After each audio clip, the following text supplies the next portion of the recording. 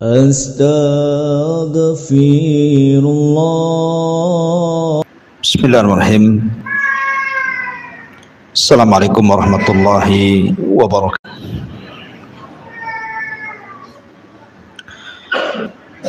Alhamdulillah wassalatu wassalamu ala Rasulillah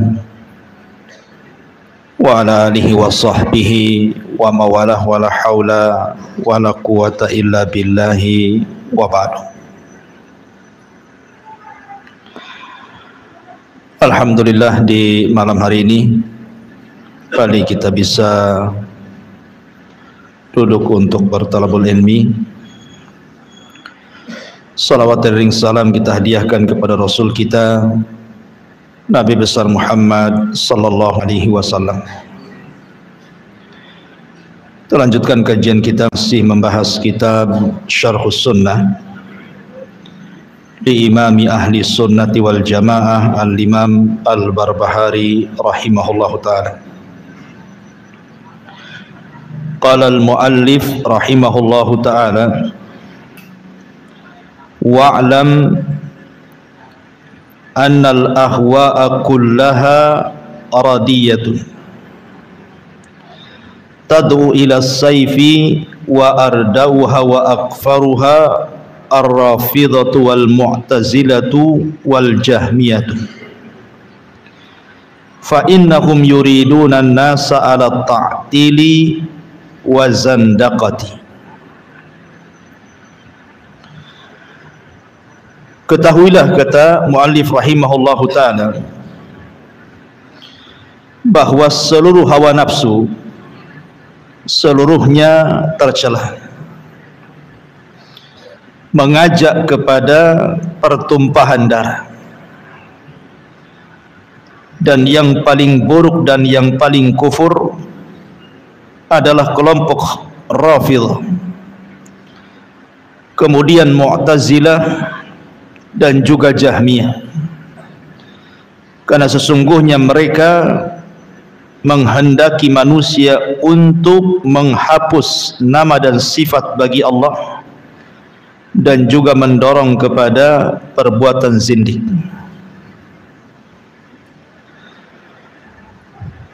Taib, ma'asyiral muslimin yang dimuliakan Allah Subhanahu wa taala. Di sini muallif rahimahullahu taala ingin menjelaskan kepada kita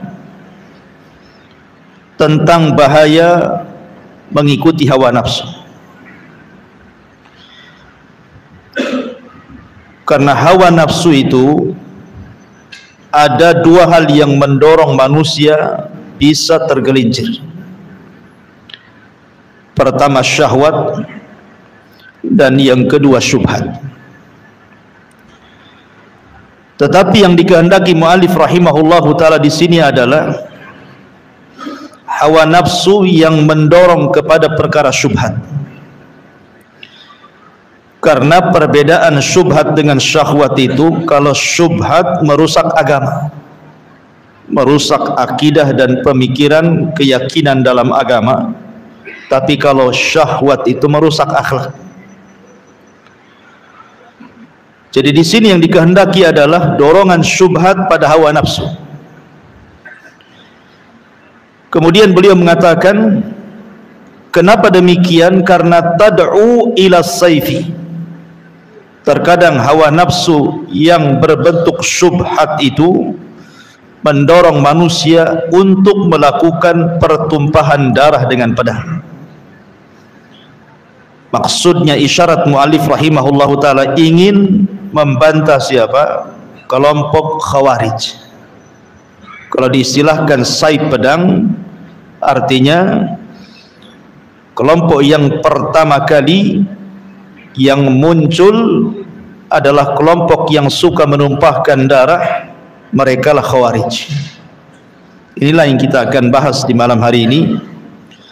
Walaupun pembahasan ini sering saya ulang-ulang, tetapi tidak masalah karena bahayanya kelompok Khawarij ini.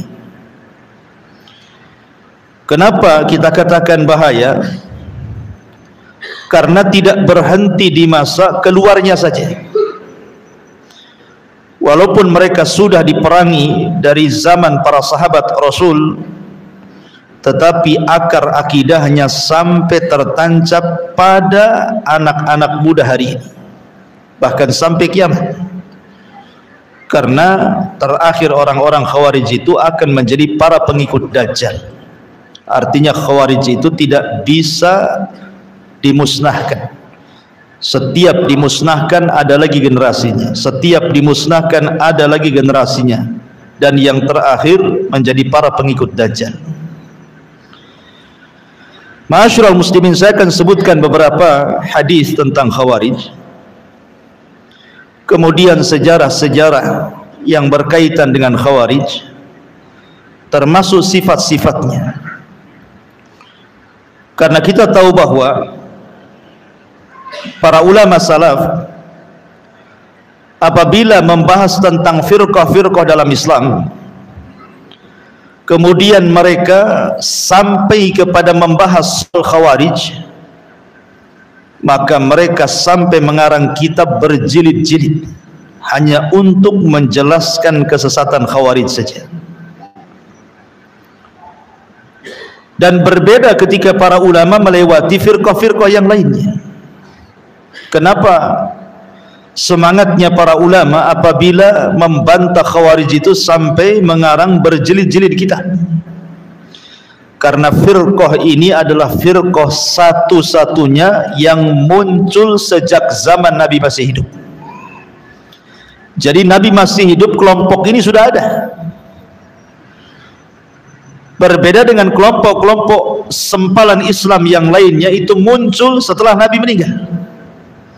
Tapi satu-satunya kelompok yang muncul di masa Rasulullah adalah kelompok Khawarij. Lebih daripada itu, tidak ada satupun kelompok sempalan yang sesat dalam Islam yang diriwayatkan begitu banyak kabarnya melebihi Khawarij. Hadis-hadis tentang Khawarij itu mencapai hampir 20 lebih hadis, dan semuanya sahih, menceritakan tentang sifat-sifatnya. Berbeda dengan firqah-firqah yang lain, tidak disyaratkan, kecuali mungkin Qadariyah lah. Rasul pernah mengatakan bahwa Qadariyah itu majusinya umat ini. Tetapi hadis-hadis seputar Khawarij ini banyak sekali, menunjukkan bahwa banyaknya hadis yang menceritakan tentang bahaya Khawarij dari lisan Rasul, karena bahayanya kelompok ini. Ma'asyiral muslimin yang dimuliakan Allah Subhanahu wa taala.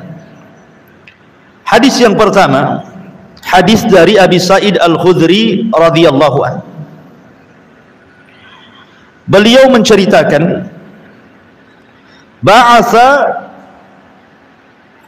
Ali bin Abi Talib ila Rasulillah sallallahu alaihi wasallam minal Yamani bidhuhaibati fi adimin maqrudin lam tuhassal min turabiha.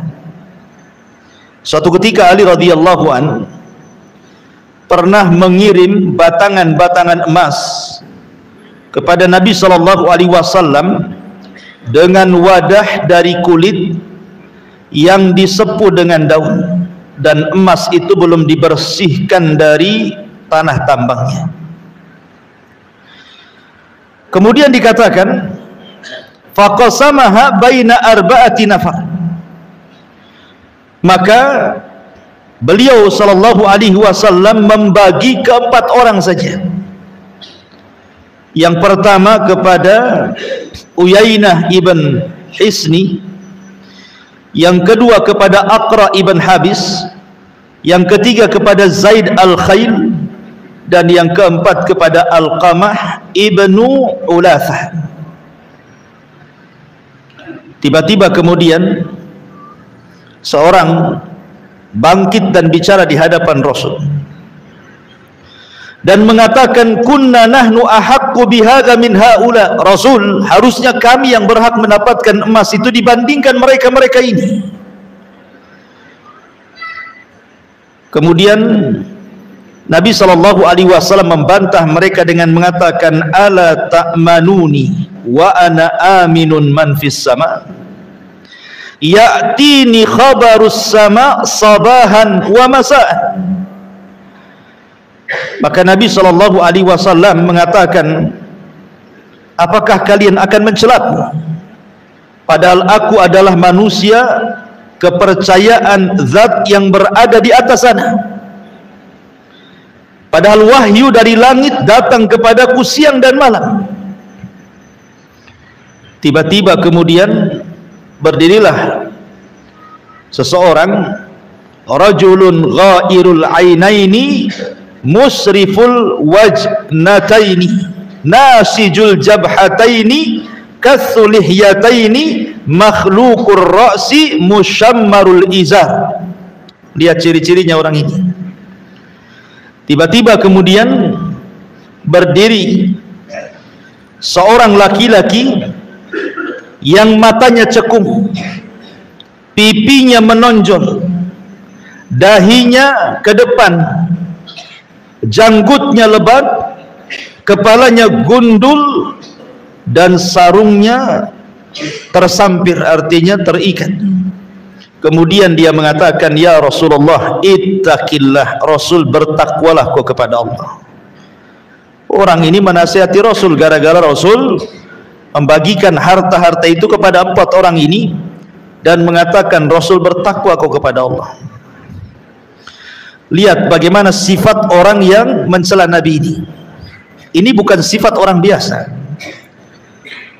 Artinya ini sifat ahli ibadah. Matanya cekung karena tidak pernah tidur di tengah malam, suka menangis, ya. Kemudian juga dahinya berbekas karena setiap hari sujud dia, janggutnya lebat. Artinya ini sifat-sifat ahli ibadah, ini bukan orang biasa yang menegur Nabi ini. Dia mengatakan, ittaqillah, bertakwalah kau kepada Allah. Kemudian dikatakan, wailaka awalastu ahaqqu ahlil ardi an yattaqillah. Kata Nabi SAW, celaka engkau, bukankah aku penduduk bumi yang paling bertakwa kepada Allah subhanahu wa ta'ala. Dalam riwayat bahwa yang menegur Nabi SAW itu adalah seorang laki-laki yang namanya Dzul Khuwaisirah. Siapa namanya? Dzul Khuwaisirah. Dzul Khuwaisirah ini ada 2, ya. Ada Dzul Khuwaisirah al-Yamani, orang Yaman. Itu orang Badui yang pernah kencing di masjid. Jadi zaman itu ada orang Badui namanya Dzul Khuwaisirah masuk ke masjid, kencing pula dia di masjid. Kemudian sahabat marah, tapi Rasul mengatakan, da'u, biarkan dia kencing dulu.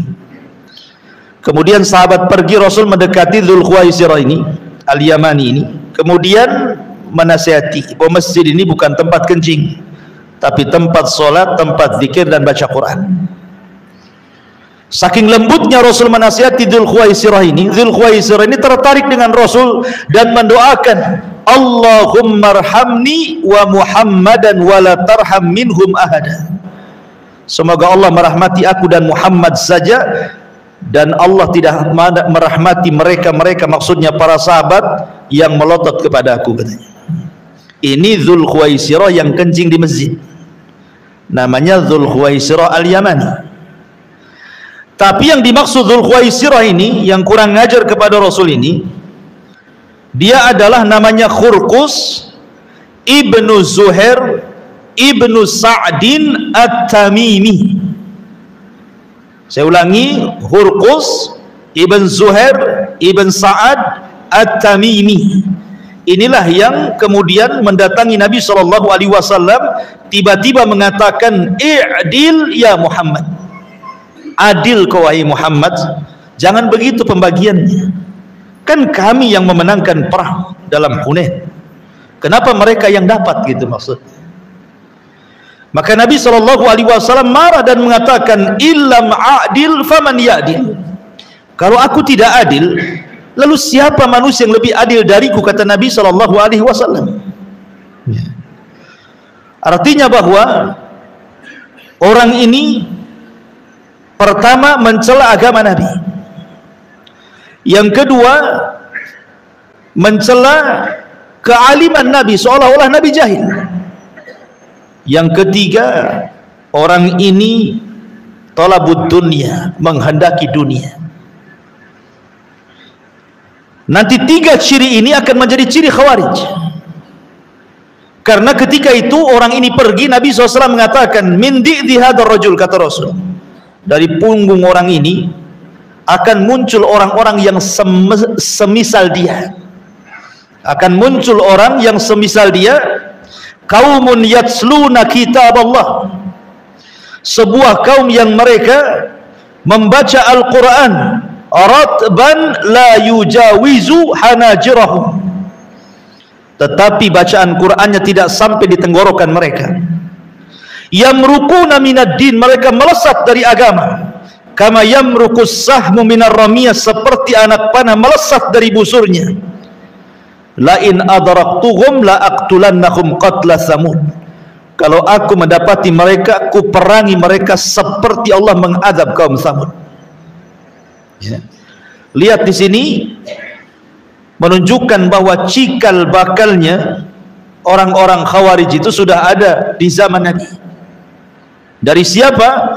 Dari Khurqus ibn Zuhair ibn Sa'ad at-Tamimi, atau dikenal dengan Dzul Khuwaisirah. Inilah pengasas pertama firqah Khawarij di zaman Nabi. Ma'asyiral muslimin yang dimuliakan Allah Subhanahu wa taala, sedikit saya jelaskan. Orang-orang musyrik Arab, orang-orang musyrik Quraisy di zaman periode Mekah, kita tahu bahwa permusuhan mereka kepada Nabi SAW luar biasa. Mereka membuat makar hampir setiap hari kepada Rasul dan para sahabat. Dan itu dijelaskan dalam Al-Quran, wa idh yamkuru bika alladhina kafaru liyuthbituka aw yaqtuluka aw yukhrijuk. Ketika orang-orang kafir membuat makar kepadamu wahai Muhammad untuk menangkap dan memenjarakan kamu, untuk mengusirmu, untuk membunuhmu. Jadi setiap hari mereka mengintai Rasul dan para sahabat untuk menyakiti mereka. Sampai kemudian puncaknya terbunuhnya keluarga Ammar ibn Yasir di tangan Abu Jahal, disiksanya Bilal, disiksanya Khabbab, sampai akhirnya mereka terpaksa harus hijrah ke Habasyah. Dan banyak para sahabat yang disiksa habis-habisan, bahkan meregang nyawa. Bahkan Nabi pun tidak lepas daripada makar mereka. Ketika kemudian Nabi SAW hijrah ke kota Madinah, kemudian Islam kuat, akhirnya kemudian Rasul mampu membawa pasukan besar dari Madinah ke Mekah. Terjadilah sebuah kemenangan besar yang kemudian Allah gambarkan dalam Al-Quran, idza jaa nasrullahi wal fath, apabila datang kemenangan dan pembebasan kota Mekah. Mekah dikuasai Nabi.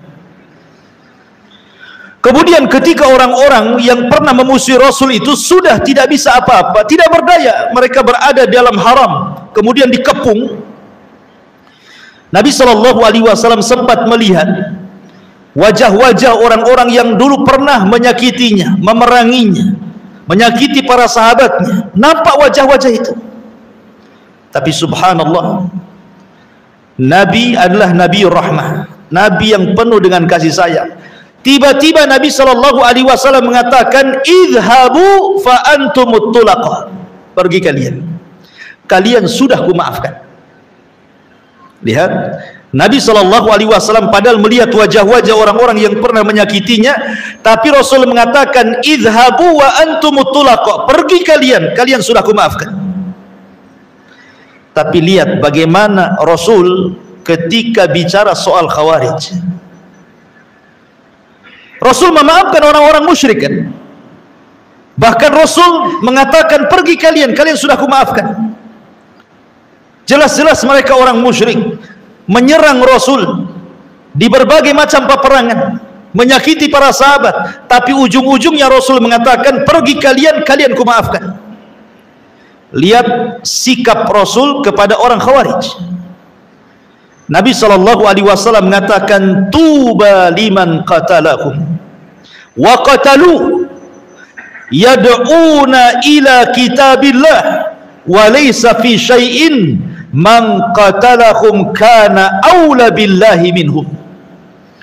Kata Nabi SAW, beruntunglah orang-orang yang membunuh mereka, yang menyerang dan memerangi mereka. Rasul katakan, beruntunglah orang-orang yang memerangi mereka, orang Khawarij, dan orang-orang yang dibunuh orang Khawarij. Kemudian kata Rasulullah, karena orang Khawarij itu mereka menyeru manusia kepada kitab Allah, padahal sama sekali mereka tidak paham dengan kitab Allah.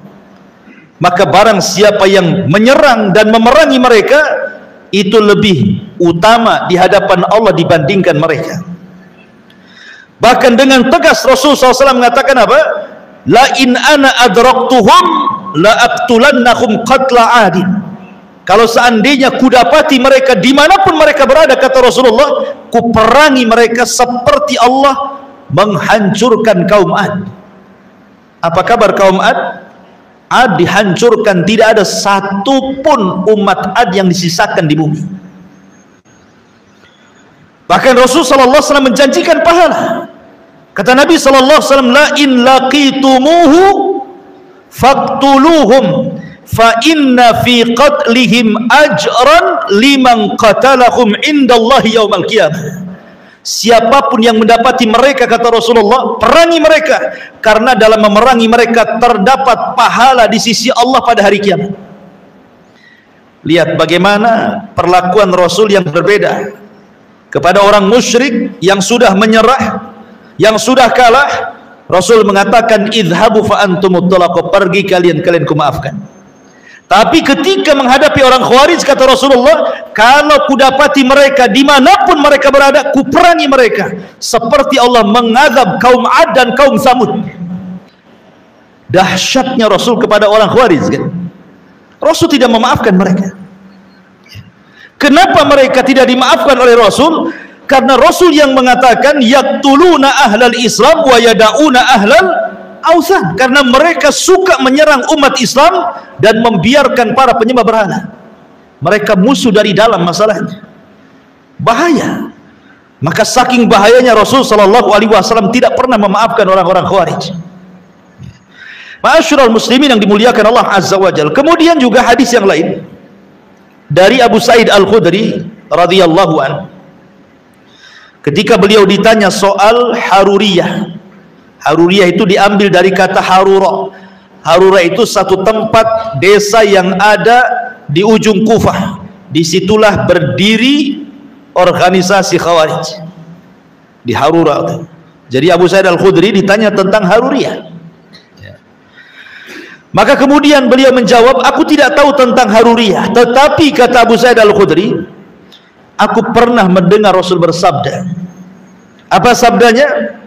Yakhruju fi hadhil ummati walam yakul minha qaumun tahkiruna salatakum ma'a salatihim yaqra'una al-Qur'an la yujawizu huluqahum aw hanajirahum yamruquna minad din muruqas sahmi minar ramiyah. Akan keluar dari umat ini, beliau tidak mengatakan di antaranya satu kaum yang kalian menganggap remeh solat kalian dibandingkan solat mereka, bacaan Quran mereka dibandingkan bacaan Quran kalian, tetapi mereka membaca Quran tidak melewati kerongkongan mereka, dan mereka keluar dari agama bagaikan anak panah melesat dari busurnya. Menunjukkan, lihat bagaimana orang-orang Khawarij ini nampaknya mereka ahli ibadah. Solatnya lebih hebat dibandingkan solat kita, puasanya lebih hebat dibandingkan puasa kita, baca Qurannya lebih hebat dibandingkan baca Quran kita. Tapi Rasul mereka mengatakan mereka keluar dari agama seperti anak panah melesat dari busurnya. Seolah-olah apa? Merusak citra Islam, ya. Karena bahayanya orang-orang Khawarij itu, karena seolah-olah mereka sedang menghiasi Islam, padahal mereka sedang merusak Islam. Karena zahirnya mereka baik, tetapi akidahnya rusak. Akidahnya rusak sampai-sampai Rasul mengatakan melesat dari agama seperti melesat anak panah dari busurnya. Ma'asyiral muslimin yang dimuliakan Allah Azza wa Jalla, bahkan saking bahayanya Nabi SAW sampai bersabda dari hadis yang dikeluarkan Imam Tirmidzi dari Abu Umamah Al-Bahili radhiyallahu an, kata Rasul sallallahu alaihi wasallam ketika mensifati orang-orang Khawarij, kilabun nar syarru qatla tahta adimis sama khairu qatla man qataluhu. Mereka adalah anjing-anjing neraka, seburuk-buruknya makhluk yang terbunuh di bawah kolong langit, sedangkan sebaik-baiknya makhluk yang terbunuh adalah yang dibunuh oleh mereka. Begitu Nabi SAW mensifati mereka sebagai anjing-anjing neraka. Bahkan dalam hadis Abu Barzah radhiyallahu anhu dia berkata, Nabi bersabda, la yazaluna yakhrujuna hatta yakhruja akhirahum, wa fi riwayah hatta yakhruja akhirahum ma'al masihid dajjal. Dan senantiasa mereka akan muncul hingga munculnya kelompok mereka yang terakhir, dalam riwayat hingga munculnya kelompok terakhir dari mereka, dan mereka akan perang bersama-sama menjadi para pengikut dajjal. Subhanallah ikhwan. Dan banyak lagi, karena hampir antara 20 hadis kurang lebih Rasul mensifati tentang orang Khawarij ini. Ma'asyiral muslimin yang dimuliakan Allah Azza wa Jalla, baik kita akan kupas sedikit tentang apa itu Khawarij, lalu bagaimana sejarahnya dari zaman ke zaman. Ma'asyiral muslimin yang dimuliakan Allah Azza wa Jalla, definisi Khawarij itu, saya akan mengambil definisi yang paling mencakup dari seluruh definisi yang banyak didefinisikan para ulama.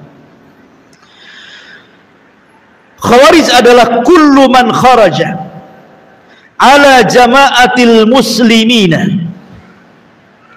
Khawarij adalah setiap orang yang melakukan pemberontakan kepada jamaah kaum muslimin. Maksudnya jamaah kaum muslimin di sini artinya kepada pemerintah yang sah.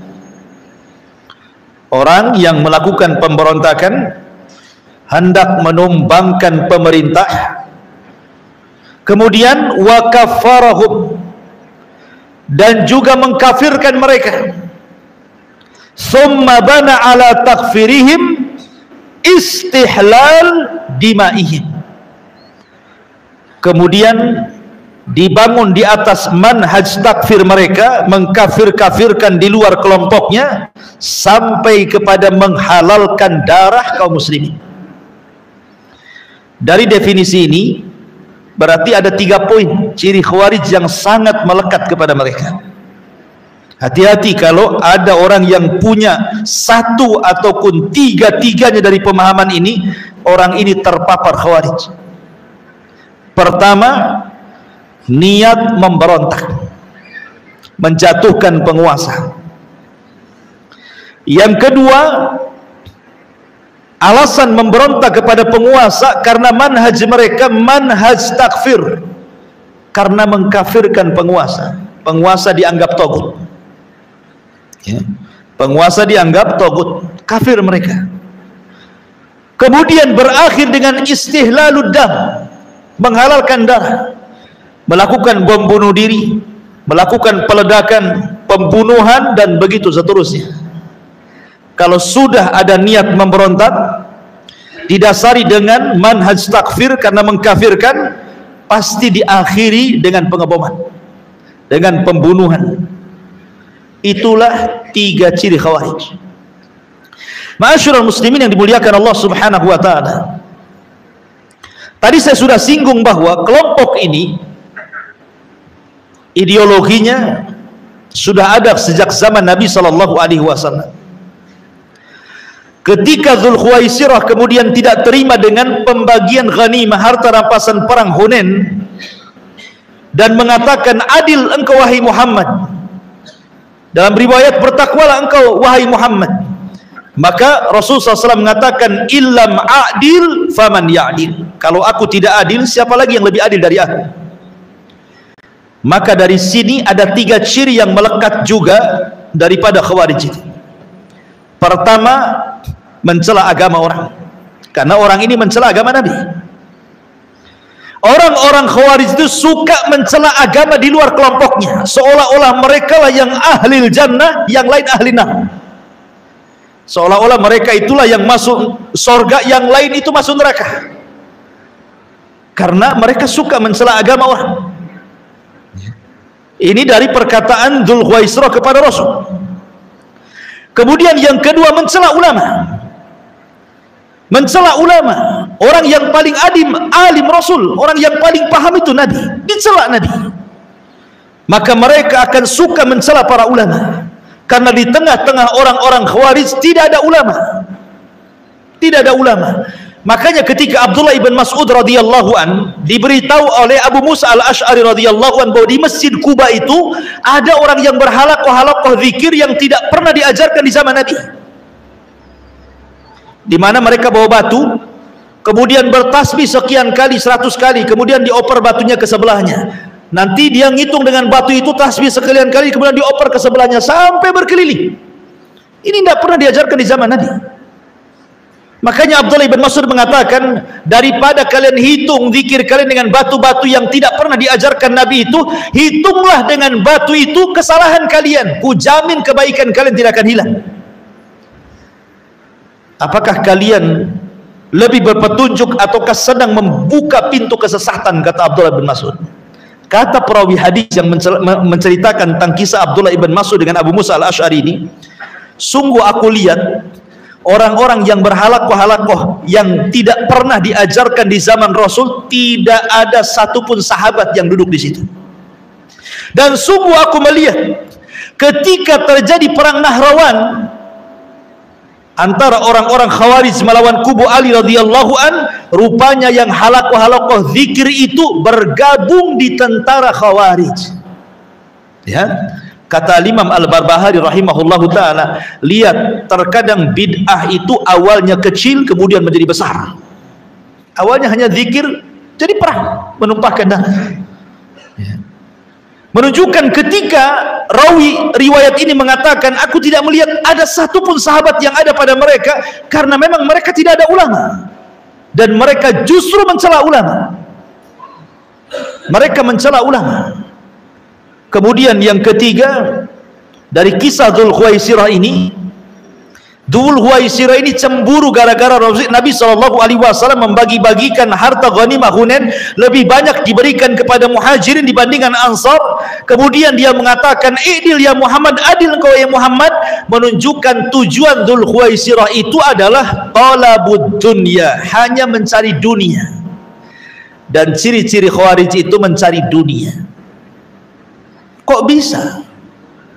Mereka rela mati loh Ustaz.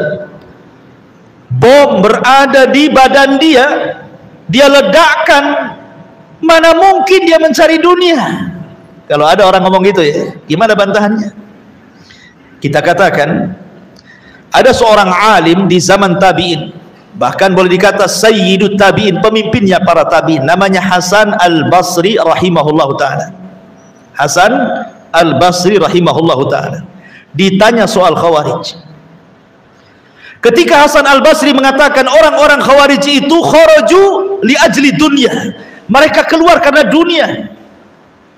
Orang ini ngomong kepada Hasan al-Basri, ya imam, bagaimana kok bisa mengatakan mereka kharaju li ajli dunya, keluar karena dunia? Aku loh melihat sendiri dengan mataku, katanya, ada seorang Khawarij keluar dari rumahnya, meninggalkan rumahnya, meninggalkan istrinya, meninggalkan anak-anaknya, kemudian bertempur sampai pedangnya patah dan sampai mati dalam peperangan. Apakah kau katakan mereka mencari dunia?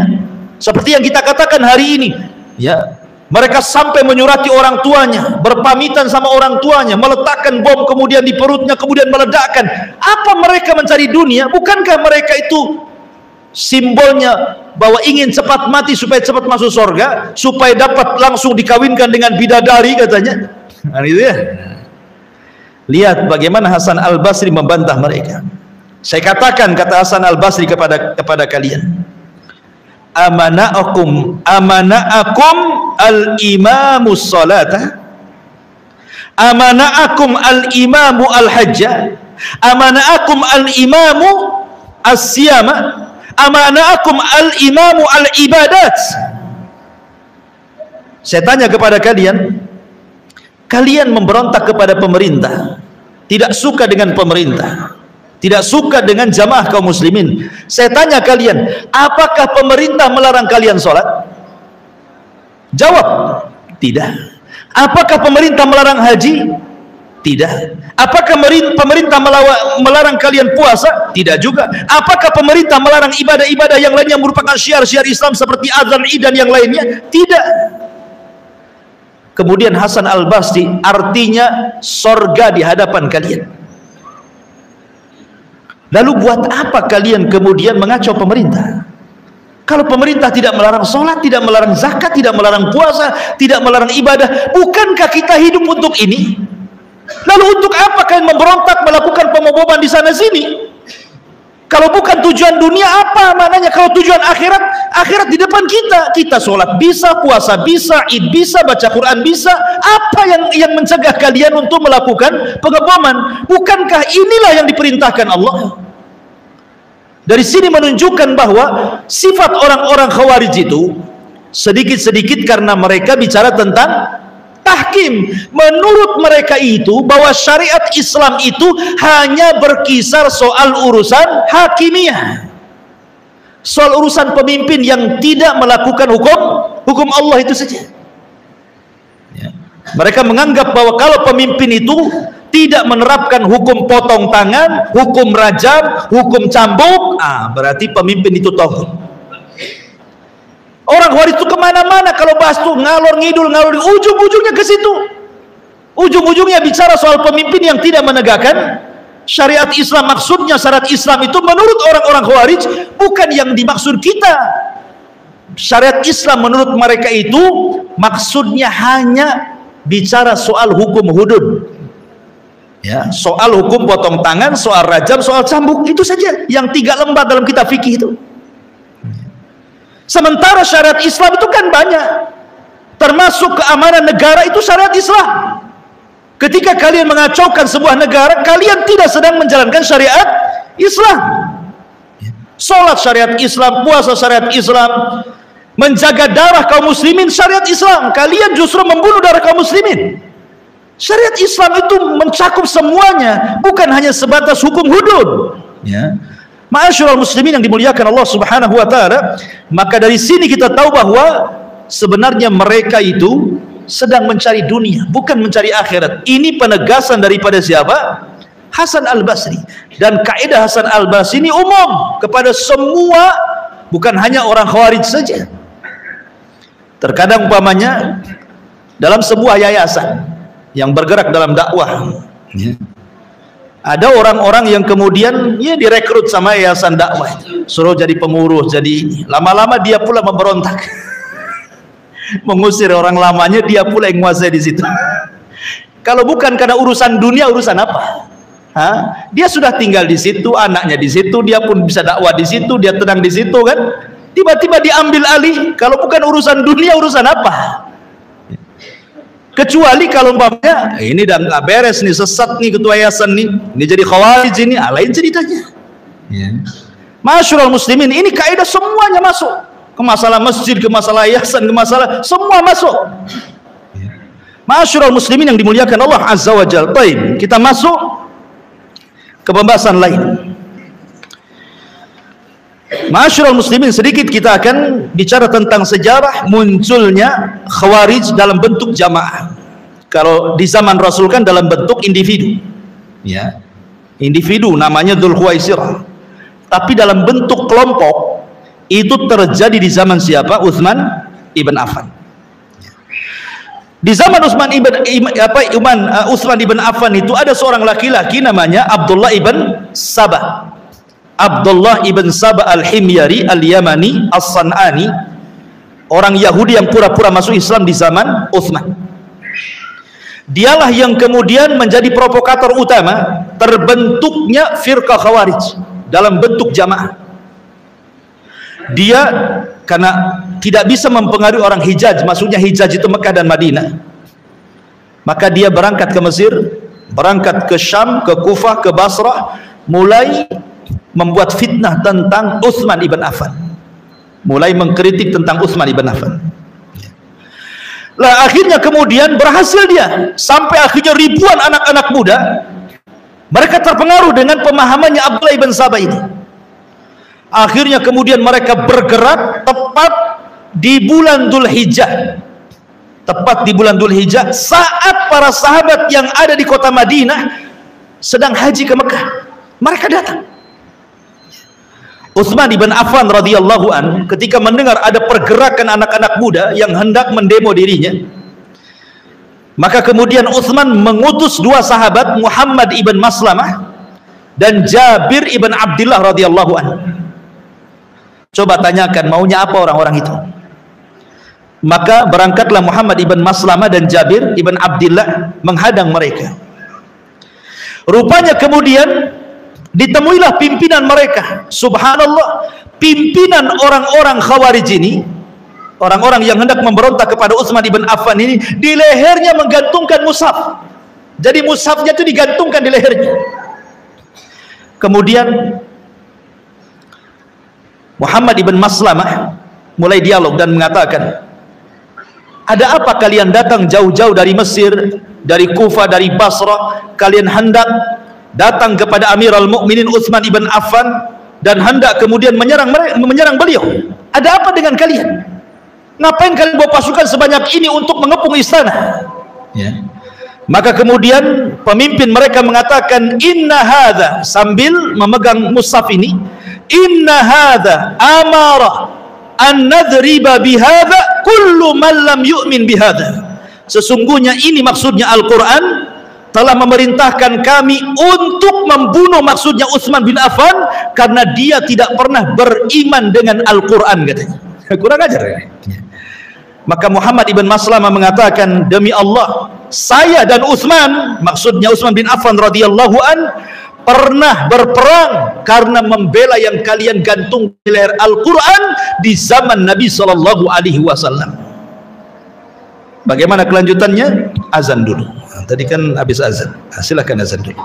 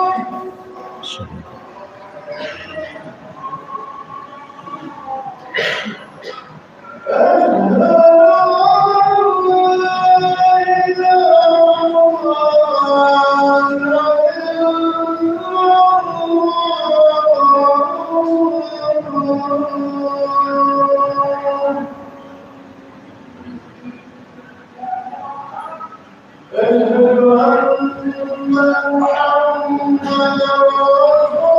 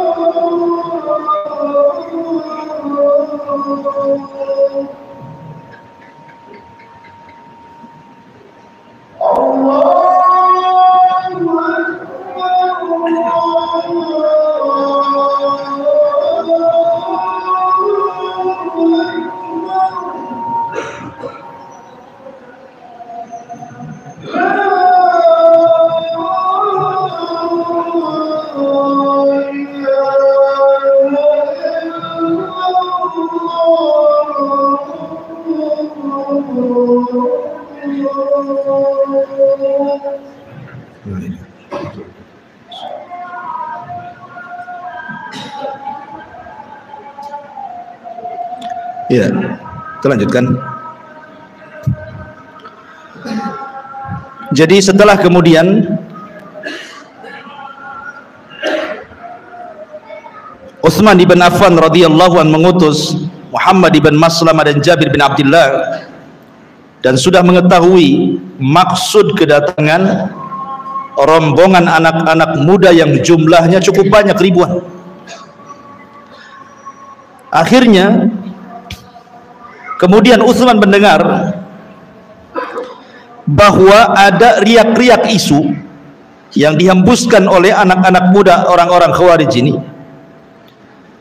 bahwa Ali radhiyallahu an siap dibaiat untuk dirinya dalam rangka membatalkan baiat kepada Utsman untuk berbaiat kepada Ali. Jadi tujuan mereka datang kepada Utsman untuk mencabut kekuasaan Utsman dan menggantikan Utsman dengan Ali. Itu tujuannya. Tentu tidak mungkin Ali melakukan seperti itu. Ini kan siasat namanya. Karena menumbangkan satu pemimpin harus ada penggantinya.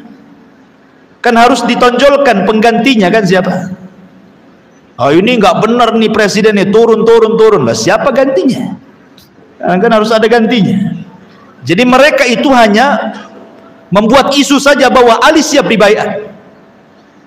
Padahal mereka hendak tidak membaiat Ali, karena buktinya nanti ketika Ali jadi khilafah pun mereka berontak juga. Kan gitu ya. Di zaman Ali pun mereka berontak. Jadi akhirnya Utsman ibn Affan radhiyallahu an memanggil Ali radhiyallahu an. Dipanggil sama Utsman Ali itu. Kemudian dikatakan, "Ya Ali, apakah benar isu-isu di luar itu?" Kata Ali, "Tidak benar. Aku tidak hendak merobohkan kekuasaan, apalagi saya hendak menyuruh manusia untuk membaiat diriku. Kalau begitu," kata Utsman, "temui orang-orang itu, katakan bahwa itu tidak benar." Akhirnya Ali keluar. Kemudian Ali radhiyallahu an keluar, kemudian mulai berdialog dengan orang-orang Khawarij ini. Kata Ali radhiyallahu an, "Apa maksud kalian datang jauh-jauh dari Mesir, dari Kufah, dari Basra, hendak demonstrasi kepada Utsman ibn Affan? Tahukah kalian siapa Utsman? Utsman itu menantu Nabi. 2 putri Nabi dinikahi dia." Akhirnya kemudian mereka mengatakan di hadapan Ali radhiyallahu an, "Karena ada 5 perkara yang ingin kami tanyakan kepada Utsman." Kata Ali radhiyallahu an, "Sebelum kalian tanyakan kepada Utsman, sebutkan 5 perkara itu kepadaku." Kemudian mereka mengatakan, yang pertama, "Saya mendengar bahwa Utsman itu atammas salata fi Makkah." Dia menyempurnakan solat di Mekah yang harusnya dikosong. Kan Utsman tinggal di Madinah. Kalau ke Mekah itu safar. Harusnya dia mengkosor, bukan menyempurnakan. Ini satu. Kata Ali, yang kedua apa? Yang kedua, hamal himah. Saya dengar Utsman itu punya peternakan unta yang tidak boleh siapapun mendekatinya. Untuk apa itu peternakan unta itu? Untuk memperkaya dia? Kemudian kata Ali, baik, yang ketiga? Yang ketiga, kharaqal mushaf. Lebih parah lagi, saya dengar Utsman membakar mushaf. Mushaf dibakar dia. Bagaimana mungkin dia membakar mushaf? Taib, kata Ali, yang keempat? Yang keempat, walla qarabatahu. Dia menjadikan para pemimpin-pemimpin di daerah itu keluarga dia saja. Apa bahasanya? Nepotisme. Kemudian kata Ali, yang kelima apa? Kemudian mereka mengatakan yang kelima, Utsman ini melantik para pemimpin-pemimpin di daerah min sighari sahaba wa taraka kibarahum. Hanya melantik orang-orang sahabat-sahabat senior, sahabat-sahabat junior, dan meninggalkan sahabat-sahabat senior. Kan yang senior banyak, sahabat-sahabat kibar. Kenapa dia melantik yang muda-muda? Baik, kata Ali radhiyallahu an. Kemudian Ali radhiyallahu an mulai membantah satu persatu. Kata Ali radhiyallahu an, tahukah kalian kenapa Utsman tidak mengqasar salat di Mekah ketika haji? fa inna Utsman qad ta'ahal ay tazawwaj. Dia kan punya istri di Mekah. Ya. Seperti antum nih, satu istri di Batam, satu istri di Padang.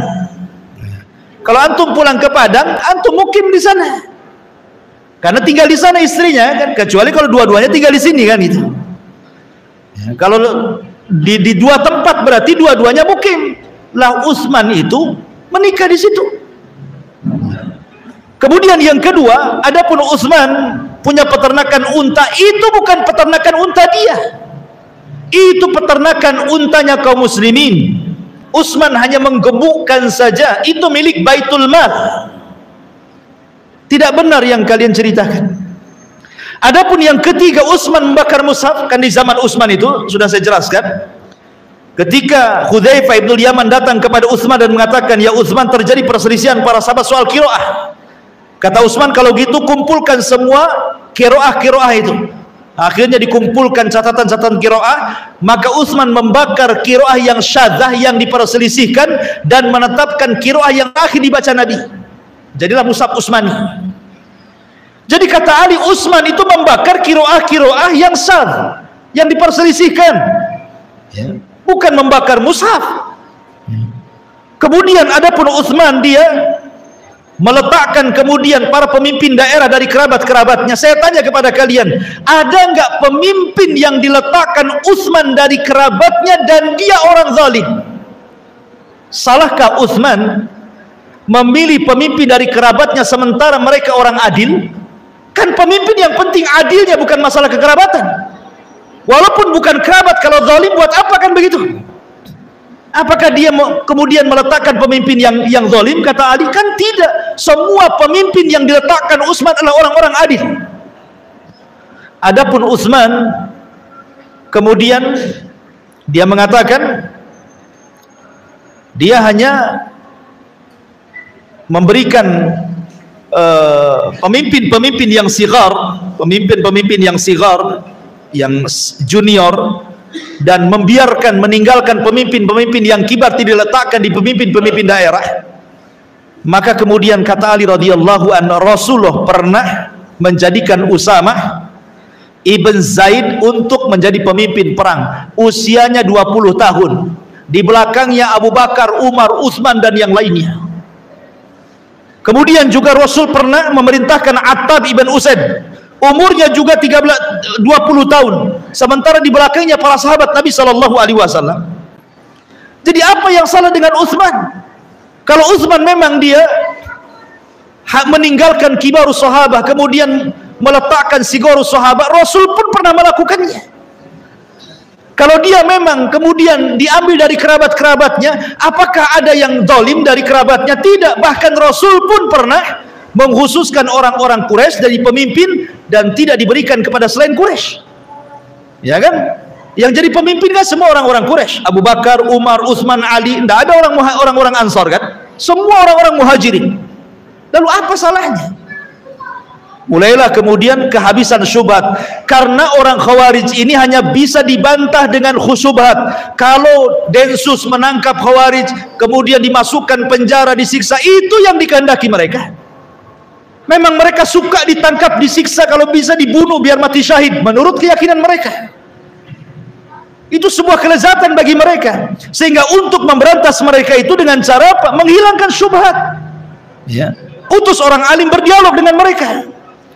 Nah, seperti itulah caranya sebagaimana Ali berdialog dengan mereka. Mereka kehabisan syubhat. Akhirnya salah seorang di antara mereka mendatangkan syubhat lagi yang baru dan mengatakan, "Ya Ali, Utsman pernah mencopot Hakam ibn Abil As," katanya. Hakam ibn Abil As ini diletakkan oleh Rasul di Taif. Tiba-tiba di masa Utsman kenapa dicopot? Itu kan orang yang diletakkan Nabi.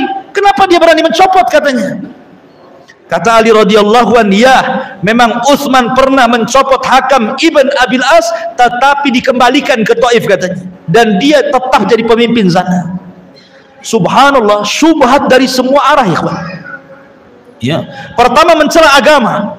Utsman mencela salat, kan mencela agama namanya. Ya. Kemudian mencela kerajaan. Bahwa Utsman ini nggak becus mengurus kerajaan, mengurus negara ini nggak becus ya. Masa kerabatnya ini Mulai dianggap nggak becus tuh. Ya. Kemudian juga masalah apa? Masalah mushaf lagi. Jadi Utsman itu diserang dari semua segi gitulah. Dan memang begitu biasanya orang-orang yang menjatuhkan pemerintah itu, dia harus punya syubhat yang banyak.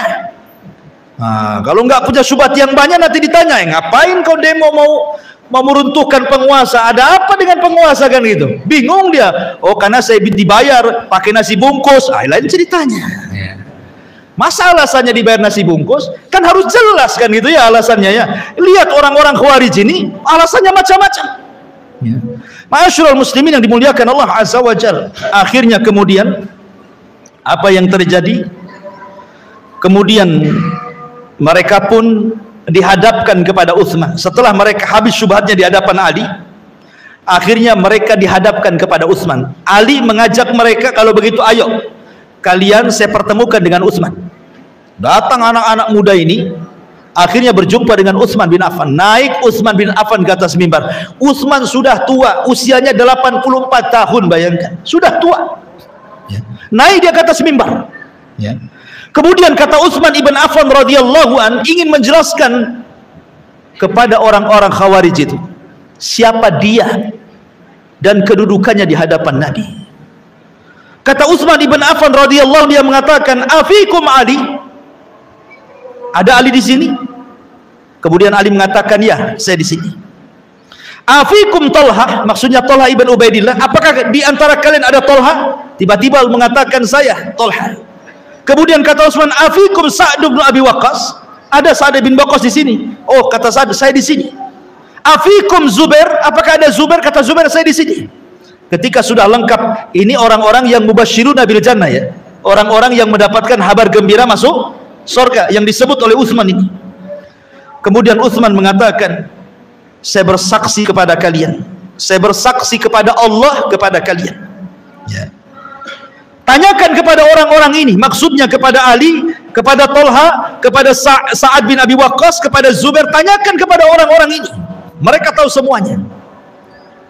Nabi SAW sewaktu hidup pernah mengatakan, "Man ishtara bi'ra rumah falahul jannah." Siapa yang membeli sumur rumah, ketika itu para sahabat tidak ada air kecuali harus beli kepada orang Yahudi. Kemudian Rasul mengatakan setiap hari dimahalkan sama orang Yahudi itu air daripada sumur rumah itu. Akhirnya Rasul mengatakan, beli saja sumur itu. Kemudian Rasul mengatakan, siapa yang mau beli sumur rumah diberikan kepada kaum muslimin falahul jannah, ku jamin dia masuk surga. Kata Utsman, kalian tahu siapa yang membelinya?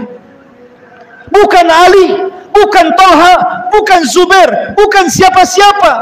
Saya yang membelinya. Ini bukan hendak riya, bukan. Biar mereka tahu, karena mereka hendak berbuat jahat. Maka Utsman mengingatkan siapa dirinya.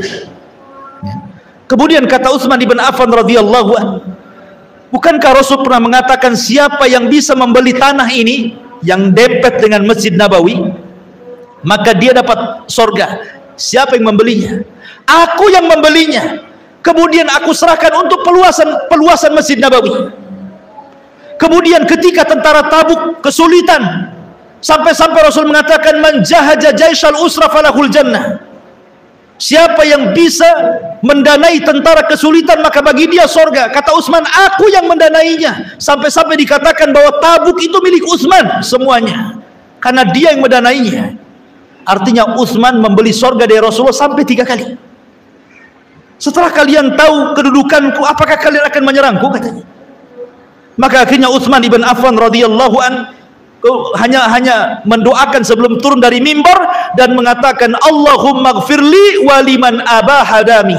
Ya Allah, semoga Allah mengampuni diriku dan orang-orang yang hendak menghalalkan darahku. Kemudian Utsman menangis, turun, semua orang menangis. Ma'asyiral muslimin yang dimuliakan Allah Subhanahu wa taala. Ketika kemudian selesai ini, mereka sadar. Orang-orang Khawarij ini mereka sadar bahwa keberadaan mereka, karena mereka masalahnya kan anak-anak muda. Mereka orang-orang yang tidak pernah hidup di masa sahabat, sehingga tidak tahu hakikat orang-orang sahabat-sahabat Rasul. Mereka tidak tahu keutamaan mereka, karena mereka orang-orang jauh, orang-orang yang dari Irak, yang dari Kufa, yang dari Mesir, kan mereka nggak tahu anak-anak muda yang baru-baru itu. Makanya ciri-ciri orang Khawarij itu adalah hudatsaul asnan, anak-anak muda tapi jahil, bodoh, ya kan? Akhirnya kemudian mereka pun pikir, oh betul juga ya, kalau gitulah kami pulang aja lah. Pulang mereka. Subhanallah, di tengah jalan rupanya siasat Abdullah ibn Sabah ini membuat surat kaleng, dititipkan kepada seorang anak muda. Sengaja anak muda itu lewat di rombongan orang-orang Khawarij yang hendak pulang, mencurigakan, langsung ditangkap. Rupanya dikeluarkan, ada isi suratnya. Kemudian pas dibaca, rupanya isi surat itu adalah isi surat dari Utsman ibn Affan kepada penguasa Mesir. Ya, isi surat itu adalah suratnya Utsman ibn Affan kepada penguasa Mesir. Siapa penguasa Mesir kala itu? Sa'ad ibn Abi Syarah. Sa'ad ibn Abi Syarah. Jadi isi surat itu dari Utsman bin Affan kepada Sa'ad ibn Abi Syarah, gubernur Mesir, sepulangnya para pendemo ini. Kemudian disebutkan nama-namanya. Pertama Abdurrahman ibn Udes, kemudian Urwah ibn Suyai, kemudian Ibnu Umar, Ibnu Amrin bin Budel, kemudian Kinanah ibn Bishr. Ini kan tokoh-tokoh Khawarij nih. Sepulangnya mereka ini berempat ini tangkap, bunuh, salib. Ketika baca surat ini kan pimpinan-pimpinan mereka nih. Oh, marah ini. Mungkin bahasa saya ini, gimana Utsman ini? Ya. Dia bilang, sudah kalian, saya doakan, semoga Allah mengampuni siapapun orang yang hendak membunuhku. Saya maafkan, pulang kalian. Tiba-tiba suruh pulang, ngirim surat ke gubernur masing-masing. Ketika kita sampai di daerah kita disuruh dibunuh. Ini kan kurang ajar nih. Kalau gitu balik lagi kita ke Madinah katanya. Balik lagi mereka ke Madinah. Ya. Sampai di Madinah, dikiranya sudah selesai. Rupanya dikepungnya istana. Kemudian Ali datang lagi, ada apa dengan kalian? Bukankah sudah selesai semuanya? Kemudian mereka mengatakan tidak, Utsman sudah menulis surat kepada Sa'ad ibn Abi Syarah untuk membunuh pemimpin-pemimpin kami. Utsman datang mengatakan, wallahi demi Allah, aku tidak pernah menulis surat itu. Aku tidak pernah menulis surat itu. Kemudian mereka mengatakan kepada Ali, lihat Ali, orang tua ini sudah berdusta kepada kita. Subhanallah, menuduh Utsman berdusta. Ya. Kemudian salah seorang mereka berteriak lagi, kami juga punya surat yang lain katanya. Bukan surat kepada Sa'ad ibn Abi Syarah, tapi surat yang ditujukan kepada Muawiyah yang ada di Syam, yang isinya dari Utsman bin Affan kepada Muawiyah, datanglah wahai Muawiyah dengan tentara yang banyak, bunuh orang-orang Khawarij yang hendak melepaskan kekuasaanku. Ini suratnya di tangan kami katanya. Coba, banyak surat-surat bodong tuh. Hati-hati nih, ini kan ada pelajaran juga. Ini kan surat-surat hoax bahasa kitanya. Tapi begitulah orang-orang Khawarij, mereka akan membuat hoax soal pemerintah. Ya. Mereka akan membuat hoax tuh supaya masyarakat itu marah sama pemerintah kan. Dibuat hoax, oh pemerintah nggak becus lah, inilah itu macam-macam. Akhirnya kalau di Mesir ditumbangkan dengan Facebook, di Indonesia mungkin bisa dengan YouTube tuh. Buat hoax dengan YouTube, semua pegang YouTube, wah geram semuanya. Ini pemerintah mau semuanya kan. Begitu memang orang-orang Khawarij. Masyarul muslimin yang dimuliakan Allah Azza wa Jalla.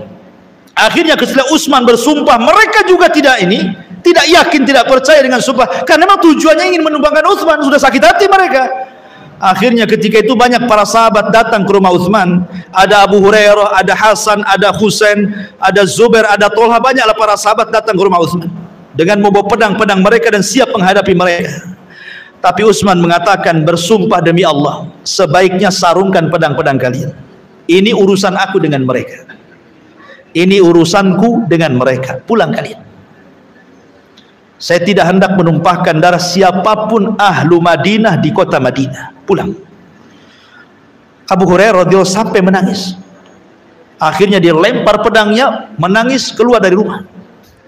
Karena dia tidak bisa apa-apa, Utsman tidak mau dibela. Ya. Ketika di dalam rumah itu tidak ada sahabat satupun kecuali Utsman dan istrinya, mulailah orang-orang ini menakuti orang-orang kota Madinah. Bayangkan, karena ketika itu tentara tidak ada, sedang haji semua. Yang kedua, kekuatan tentara kaum muslim itu semua ada di Syam, ada di Di Gubernur Muawiyah sana kan pusat kekuatan kaum muslimin kan di Syam. Ya, Madinah itu hanya ibu kota saja. Dan ketika itu kan di musim haji, orang sedang haji, di Madinah kosong, nggak ada orang.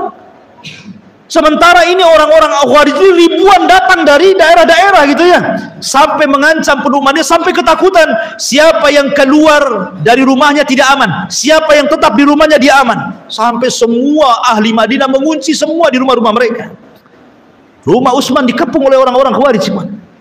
Akhirnya dibakar pintunya, masuklah orang Khawarij ke rumah Utsman ibn Affan radhiyallahu anhu. Ma'asyiral muslimin muliakan Allah azza wa jalla, malam hari sebelum besoknya Utsman terbunuh, Utsman ibn Affan radhiyallahu anhu sempat bermimpi dalam mimpinya dia sedang berpuasa. Kemudian dia berjumpa dengan Rasul, Abu Bakar dan Umar dalam mimpinya. Kata Nabi SAW, ya Utsman, a'atosh, apakah engkau haus wahai Utsman? Kata Utsman, iya wahai Rasul. Atakhaf ya Utsman, apakah engkau takut wahai Utsman? Kata Utsman, iya wahai Rasulullah. Kalau begitu engkau besok berbuka denganku di sini. Kemudian Utsman terperanjat. Dia mimpi seperti itu, bahwa dia besok akan berbuka bersama Nabi. Maka dia pun terbangun. Rupanya orang-orang Khawarij sudah berhasil masuk ke dalam rumah. Ketika orang-orang Khawarij sudah masuk ke dalam rumah itu, rupanya ma'asyiral muslimin yang dimuliakan Allah azza wa jalla, ada seseorang yang tiba-tiba langsung memukul Utsman ibn Affan radhiyallahu an dengan gagang besinya, Kinanah ibn Bishr. Ketika itu Utsman mengatakan, la haula wala quwata illa billah, wallahi inni tawakkaltu ala Allah. Utsman ibn Affan radhiyallahu mengatakan, kalian itu sebenarnya hendak apa kemari? Mau kalian itu apa? Maka orang-orang mengatakan, kami hanya kemari untuk engkau memilih dua pilihan katanya. Pilihan yang pertama, turun dari kekuasaanmu. Pilihan yang kedua, darahmu. Kalau tidak kami bunuh. Kata Utsman ibn Affan radhiyallahu anhu, itu yang kalian kehendaki? Tidak. Nabi SAW pernah mengatakan kepadaku, ya Utsman, la'allallaha yuqammisuka, semoga Allah suatu ketika memasangkan qamis, maksudnya pakaian kepadamu. Barang siapa yang datang hendak mencopotnya, jangan kau copot. Artinya kinayah daripada bahwa engkau akan menjadi penguasa. Kalau ada orang yang datang hendak merobohkan kamu, jangan kau mau, gitu maksudnya. Rasul pernah bersabda kepadaku, kalau ada orang yang hendak mencopot dari kekuasaanku, kata Rasul, jangan mau, aku tidak akan lepaskan kekuasaanku, kata Utsman. Kemudian mereka mengatakan, oh kalau gitu kami bunuh engkau, katanya. Oh kalian mau membunuhku? Nabi SAW pernah bersabda, la yahillu damu mri'in muslim illa bi'ihda salasit, as-sayyibu zani, wa nafsu bin nafsi, kemudian wattariku lidini al-mufariq lil jamaah. Kata Utsman, ingat Rasul bersabda, tidak halal kalian menumpahkan darah siapapun kecuali karena tiga perkara. Satu, karena seorang yang sudah menikah berzina. Dua, karena dia pernah membunuh jiwa. Tiga, karena dia murtad. Demi Allah, ma zanaitu fi jahiliyatin wal Islam, aku tidak pernah berzina baik di zaman jahiliyah ataupun dalam Islam. Dan aku tidak pernah membunuh jiwa tanpa hak dibenarkan. Dan aku tidak pernah murtad sampai hari ini. Lalu apa hak kalian membunuhku? Nah, jadi Utsman sempat berdialog tuh di tengah-tengah, hampir meregang nyawa. Tetapi mereka tidak mendengar ucapan Utsman ibn Affan radhiyallahu an. Tetap saja kemudian mereka pun akhirnya membunuh Utsman dengan cara sadis. Utsman dibunuh di bulan Dzulhijjah, bulan hurum, saat manusia sedang haji. Yang kedua, Utsman dibunuh ketika dia sedang berpuasa dan akan berbuka bersama Nabi. Ketiga, Utsman terbunuh sedang membaca Al-Quran, fasayakfikahumullahu wa huwas samiul alim. Subhanallah, ya kan? Utsman mati syahid. Ya. Ma'asyiral muslimin, ketika kemudian kematian Utsman ini tersebar ke banyak para sahabat, ada seorang sahabat ma'asyiral muslimin yang namanya Sa'ad ibn Abi Waqqas. Sa'ad bin Abi Waqqas. Sa'ad bin Abi Waqqas ini, ingat Sa'ad bin Abi Waqqas ini mustajabud doa ya. Salah satu sahabat yang kalau berdoa mudah dikabulkan adalah Sa'ad bin Abi Waqqas. Itu mustajab doanya. Lah kebetulan Sa'ad bin Abi Waqqas itu tidak berada di Madinah ketika terbunuhnya Utsman itu. Dia di luar Madinah. Dia mendengar Utsman dibunuh, marah dia. Akhirnya dia hadapkan wajahnya ke kiblat, kemudian tangannya diangkat ke langit dan mengatakan, "Ya Allah, semoga Engkau melaknat mereka, dan saya meminta kepadamu ya Allah, siapapun yang terlibat dalam pembunuhan Utsman, agar Kau wafatkan mereka di atas pedang. Sebagaimana mereka membunuh dengan pedang, jangan Kau wafatkan mereka kecuali mereka wafat di atas pedang juga." Subhanallah, doanya Sa'ad bin Abi Waqqas itu mustajab. Tidak ada satupun Khawarij yang terlibat dalam pembunuhan Utsman kecuali matinya dibunuh. Sampai ada seorang Khawarij yang terlibat dalam pembunuhan Utsman ini, usianya sudah 40 tahun setelah kejadian itu, sampai hidup di masa Hajjaj ibn Yusuf. Hajjaj, maklum Hajjaj ini kan panglima sadis ya. Hajjaj ini sedang berkhutbah ya. Kemudian tiba-tiba ada orang tua, sudah tua renta. Tiba-tiba dia mengatakan, "Ya Hajjaj, ya, apakah engkau akan membunuhku? Tidakkah kau lihat aku ini orang yang sudah tua?" Kemudian Hajjaj mengatakan, "Siapa yang ngomong tadi?" Tiba-tiba orang tua itu mengatakan, "Saya." Rupanya dia adalah salah satu pemimpin Khawarij dalam pembunuhan Utsman itu. Maka Hajjaj mengatakan, "Engkau tadi yang mengatakan bahwa engkau sudah tua." Tidak, darah Utsman ada di punggungmu, katanya. Sini kamu. Diambilnya pedang, dipenggal lehernya. "Aku mulai dari engkau," katanya. Hajjaj, subhanallah ikhwatu fiddin. Karena Hajjaj ini kan diperintah oleh Abdul Malik untuk memerintah Syam, dan Syam itu kan orang Irak. Irak itu kan orang yang rakyatnya susah diatur. Makanya diutuslah oleh Abdul Malik ibn Marwan Hajjaj yang sangat bengis itu. Kadang-kadang memang kalau negara usah diatur ya harus pemimpinnya kayak Hajjaj. Diutus Hajjaj gitu. Kemudian Hajjaj ngancam-ngancam orang. Tiba-tiba yang diancam ini sudah tua. "Ya Hajjaj, saya sudah tua, masa kau ngancam orang tua?" Nggak bisa, darah Utsman di punggungmu, katanya. Akhirnya diambil pegang di penggal lehernya. "Abda'u bika, dari engkau kumulai," katanya. Subhanallah.